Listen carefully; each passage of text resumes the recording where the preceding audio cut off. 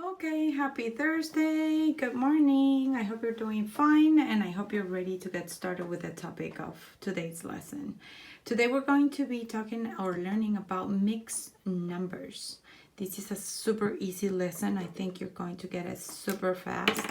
So let's get started. Mixed numbers are numbers that are mixed. That means that there are two different type of numbers in one. Let me show you how that happens. Let's say we have these fraction strips right here. There are two ways that we can draw this fraction. The first is the regular way that we know how to do using just fractions. The first thing we do is that we need to count into how many pieces each whole is partitioned. So this fraction has two equal pieces, this fraction has two equal pieces, and this fraction has two equal pieces. So my denominator is going to be 2. And how many pieces do I have shaded here? If we just count 1, 2, 3, 4, 5. And this will be the regular way how we learn to write this type of fractions. But today we're going to learn something new. Are you ready? Okay, this is super easy. If I'm taking two pieces out of my fraction that is cut into two pieces, that means I'm taking one whole because I'm taking the whole thing. So right here I have one whole and right here I have two wholes. So that's going to be my big number. I have two wholes, one whole and two wholes because they are shaded completely, right? But then I have this one that is half shaded. And then remember what is the denominator that I'm using? The denominator is 2, right? So we keep that one. And right here, how many am I taking out of the 2? We're not talking about this. This is already represented with my big number. But what about this? What number is it shaded in this fraction? 1, right? And that 1 goes right here. So these fraction strips can be represented in two different ways. It can be represented as a fraction, which is called improper fraction because the numerator is bigger or higher than the denominator. Or it can be expressed as a mixed number. Mixed number because it has a whole number and a fraction part. That's why it's mixed. It has a whole number and a fraction part. Let's try one. Okay, right here we have our second example. Let's look at it. Okay, so I want you to write these fractions that I have here, these drawings, both ways. We're going to try to figure it out using both ways. We're going to do it as a fraction first, and then we're going to do it as a mixed number. So let's do it as a fraction first. We have many circles, or we can imagine they are pies or they are pizzas, whatever you want to imagine. We have many of them and all of them are cut into how many pieces? 3 pieces. So the 3 shows me I have a 3 as a denominator. Now we just have to count how many pieces are shaded. So we have 1, 2, 3, 4, 5, 6, 7, 8, 9, 10, 11, 12, 13, and 14. That's one way to do it. This is a fraction, okay? But now we're going to use mixed numbers. That means we're going to have a big, gigantic number, and then we're going to have a fraction next to it, okay? So how do I get my humongous number right here? I get it counting the wholes. And what does mean a whole? That is shaded completely, that all the parts have been taken. So let's check which one is a whole. This is a whole. I have 1, I have 2, I have 3, I have 4, and I have what? Nope, this one is not shaded. So I have 4, and that's my big number. And how many do I have shaded on this one that I that it's missing one shaded part, right? So what number goes at the bottom? Remember that denominator does not change. It is the number of total parts of the fraction. So for sure, my denominator is going to be the same. It's going to be even the same of my fraction because denominator does not change. And how many parts do I have shaded here? I have 2 parts. So it's the same to say 14/3 or 4 2/3. 4 wholes and 2/3. See how easy it is? So easy. Okay, here now we're going to learn something a little bit, it's the same, but looked from a different perspective, okay? So one thing that I want you to know is that the fractions, the only fractions that we can convert or we can make a mixed number out of are the fractions that have the numerator higher or bigger than the denominator. So this one, if you see that the numerator is smaller, this we cannot make it a mixed number, okay? So these ones don't work.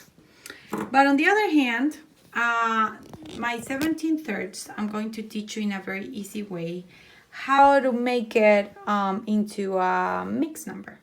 So this line right here, when we see fractions, it means division, okay? So since you already learned how to divide, what we're going to do is we're going to divide this simple, really simple division. So we're going to take the 17 and divide it by 3. This is easy peasy, you know how to do this. So what number is very close to 17 if we don't have the exact number? What number is really close to 17? So I will try the 5, right? Because 5 times 3 equals 15. And we do the 15 here. And then I subtract. 17 minus 15 equals 2. Okay, and this is the part where you have to pay a lot of attention. Okay, so we're going to do the little boxes with the big number and with my fraction right next to it, okay? So what goes as my big number? Okay, the number that goes in my big box is going to be the one that is on the roof. Remember, so the one that goes on the roof is my big number. Okie dokie. The number that goes as a numerator on my fraction, it's going to be my remainder. Remember when we have a remainder? This is my remainder, right? So that's going to be the number that goes as a numerator. And the last number that I'm going to use from here is this number right here, which is my 3. And remember how I said that the denominators never change? So that 3, I'm going to use it as a denominator. Okay? But you want to see something that is mind-blowing, because math is like that. It's a mind-blowing thing. When you times 3 times 5 equals 15. 3 times 5 equals 15. And when you add this one, the number right here, you add it, plus 2 equals 17. And then since the denominator never changes, I use my same denominator. Can you see this? And my fraction at the beginning. So what I'm trying to show you is that a mixed number is the same as a fraction, an improper fraction, because the numerator is higher than the denominator. So you see how everything kind of just matches. It has to match. When you do the math right here, it has to match with our beginning. Okay, this is the last exercise I'm going to show you.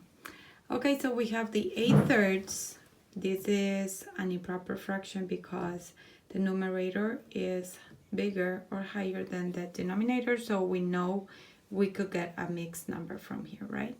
So what we do, we're going to divide A divided by 3. A divided by 3.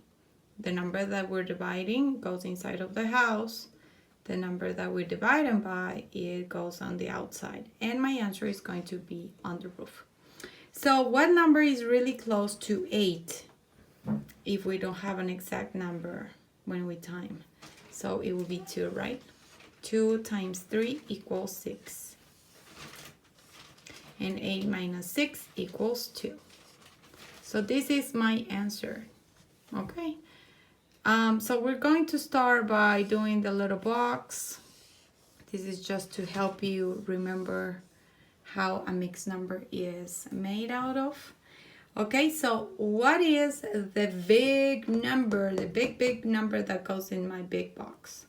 This number right here, the one that goes in the roof, is the first number that I use, which is going to be my big number. Okay, so what number goes on my fraction? The easiest way for me is to just get back to my fraction, and whatever is the denominator here goes also in the denominator of my fraction part, which is this one right here. You just put it there. And what's missing? So this one will be the second number, right? And which one is the one that is missing or that I have left? This one, which is the same number, right? I only put my 2 here, and this is the third number that I use.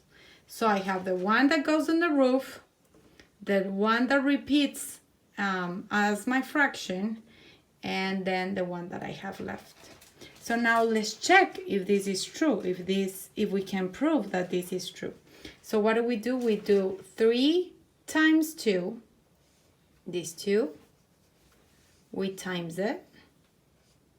3 times 2 equals 6. Then we add what we have here, we add it with this one. Plus, what number is this? 2. And that equals 8. And remember, my denominator never change. 8/3. And then this number right here is the same number that we started from. Are you guys ready for the work of today? I hope you are. If you have any questions, just let me know. Be awesome.